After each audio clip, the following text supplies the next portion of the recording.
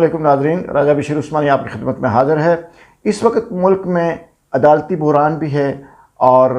انتخابات کے حوالے سے، انتخابات کے انعقاد کے حوالے سے بھی ایک بحران چل رہا ہے۔ ابھی قومی اسمبلی میں گزشتہ دنوں عدالت عظمیٰ کے سربراہ کے اختیارات میں کمی کے قانون کی جو منظوری ہوئی ہے، اور اس میں عدالت عظمیٰ کے طریقہ کار میں تبدیلی کے بارے میں پیش کیے گئے قانون کا اہم تعلق آئین کی دفعہ 84(3) کے تحت از خود نوٹس لینے سے متعلق ہے۔ 14 جماعتی اتحادی حکومت نے انتہائی عجلت میں یعنی جلد بازی میں سادہ اکثریت کی بنیاد پر ایسے ماحول میں مذکورہ قانون منظور کرایا ہے جس میں دیگر اداروں کی طرح عدلیہ میں تقسیم کا تاثر گہرا ہو گیا ہے۔ از خود نوٹس کے معاملے میں عدالت عظمیٰ کے سربراہ کے اختیار سے متعلق بحث خود عدالت عظمیٰ کے 2 فاضل ججوں کے اختلافی نوٹ سے شروع ہوئی ہے۔ میں یہ سمجھتا ہوں کہ ایک ایسے مرحلے پر کہ جب انتخابات کے حوالے سے پورے ملک میں ایک ہیجانی کیفیت ہے اور عدالت کے اندر بھی ججوں میں بھی تقسیم ہے بدقسمتی سے، اور اس کے اندر 2 فاضل ججوں نے اختلافی نوٹ انتخابات کے انعقاد کے حوالے سے وہ بھی لکھا ہے، اور وہاں سے یہ ایک یعنی عدلیہ کے اندر تقسیم کا تاثر ان 2 فاضل ججوں کے اختلافی نوٹ سے شروع ہوا ہے، اور پھر یہ آگے بڑھتا گیا جس میں حکومت نے اس پر مزید جو ہے میں یہ سمجھتا ہوں کہ وہ جلتی پر تیل ڈالنے کا کام کیا ہے، اور پہلے ہی جو ہمارا نظام انصاف ہے بدقسمتی سے وہ مراعات کے حوالے سے تو دنیا کے اندر 5ویں نمبر پر ہے، لیکن جو اصول انصاف ہے اس کی فراہمی کے حوالے سے 128واں نمبر ہے ہماری جو نظام انصاف ہے، نظام عدل ہے۔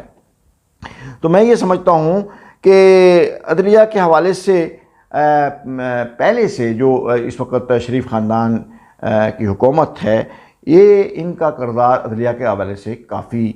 قابل اعتراض رہا ہے۔ ماضی میں بھی ایسے بہت سارے واقعات ہو چکے ہیں جس میں عدلیہ کے ججوں کی خرید و فروخت کے حوالے سے بھی ان پر یہ الزامات لگتے رہے ہیں، اور ابھی بھی یہ جو موجودہ حکومت ہے وہ افسر شاہی کے ساتھ عدلیہ میں بھی خرید و فروخت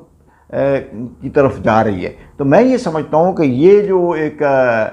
تاثر ہے یہ اس کو ختم کیا جانا چاہیے، اور عدالت عظمیٰ کو بھی چاہیے کہ وہ ذمہ دارانہ طرز عمل کا مظاہرہ کرے، قانون اور آئین کے اندر رہ کر انصاف کے تقاضوں کو پورا کرے، اور وہ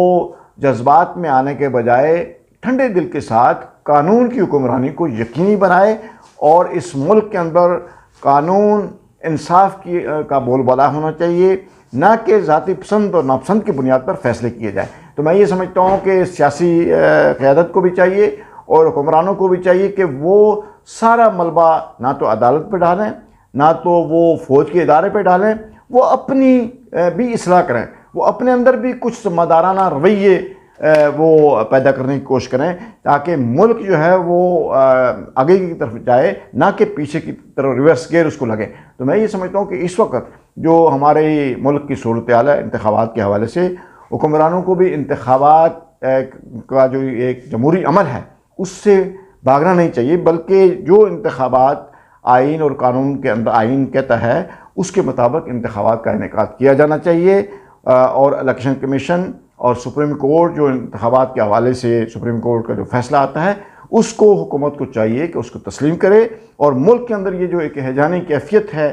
اور ایک عدم یکسوئی کی صورتحال ہے اور ایک بے چینی کی صورتحال ہے، اس کو ختم کر کے عوام کے ایشوز کو حل کرنے کی طرف آنا چاہیے۔ اس میں حکومت اپوزیشن کو بھی اعتماد میں لے، اور مذاکرات کے ذریعے انتخابات میں ساری جماعتیں اس میں شامل ہوں، اور سپریم کورٹ